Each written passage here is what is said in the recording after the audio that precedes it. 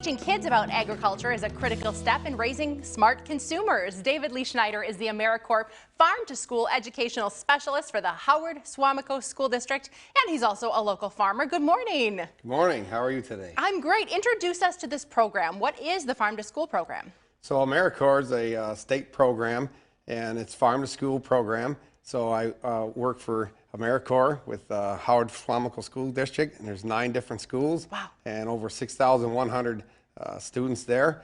And some of the ideas of the program is that we bring the farmers, local farmers, and introduce local food into the schools, and then teach the students about nutritional awareness and get their experiences a little better with the nutrition and the local foods. Why is it so important for you to educate kids? I know you're very passionate about having your grandkids involved on your own farm and really getting that next generation involved. It's very important because years ago, say 90% of folks were directly involved in agriculture, and these days it's less than 2%. So we need to make sure that our next generation knows how to produce food and where it comes from and then how to make it. Well, this is your operation. Tell us about your farm. Sure. So I run Schneider Family Farms, Red Angus Ranch in O'Connell, Wisconsin, and I run some beef cows there. Nice. And some chickens with some eggs. Some beef month next month. That's a big one for you, right? That's a big one, yes. Year-round, lots of work. Well, year-round, lots of work, never ends. Let's talk a little bit about that settling for you. You actually served our country in the military. Thank you for that. Sure. And then you decided to start your own farm. Yes.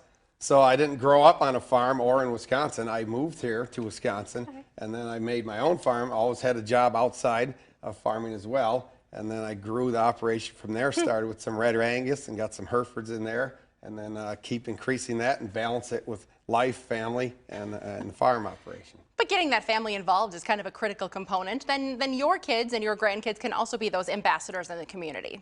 Yes, definitely. Talk a little bit about the kids' curiosity. What do they want to know about when you're talking to them in the schools?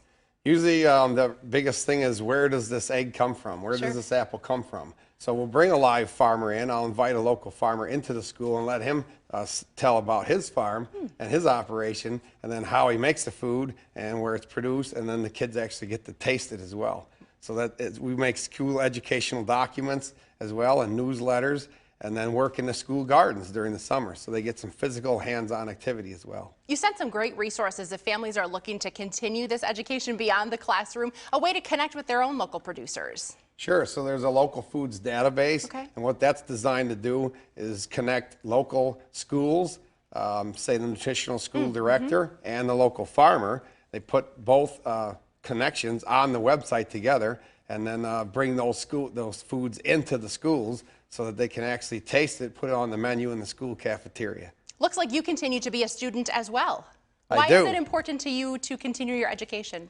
Learning should never stop. Sure. I am an online student, and I go to Colorado State University. I work on a Master's of Agricultural Sciences, Integrated Resource Management, and it keeps me thinking and learning more about agriculture. Things change, and I want to stay current and be with what's going on in today's society for agriculture. You sent me a lot of photos of you shaking hands. Why is that important, to meet folks that are involved with agriculture, but also to meet those, maybe our lawmakers, who aren't as involved with agriculture?